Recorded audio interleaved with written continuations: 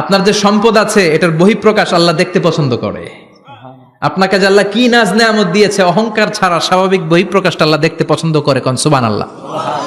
এরপরে 6 নাম্বার হলো ইকসারুস সালাহ আলান নবী, বিশ্বনবীর উপর বেশি বেশি দুরূদ পড়া। বিশ্বনবী বলতেন জুমার দিন শ্রেষ্ঠ দিন, এই দিন আমার উপর বেশি বেশি দুরূদ পড়ো। ফা ইন্না সালাতাকুম মা'রুদাতুন আলাইয়া, কেননা তোমরা যে আমার উপর দুরূদ পড়ো, আমি মরে যাওয়ার পরে এই দুরূদগুলো কে পাঠিয়েছে তার নাম, তার বাবার নাম সহ ফেরেশতারা আমার কবরে দিয়ে আসে। সুবহানাল্লাহ। সাহাবারা বললেন ইয়া রাসূলুল্লাহ কাইফা সালাতুনা মা'রুদাতুন আলাইক, আপনি মরে যাওয়ার পরে আমাদের দুরূদ কেমন করে আপনি দেখবেন? ওয়াকাদ আরিমতা, আপনি তো পচে গলে মাটির সাথে মিশে যাবেন।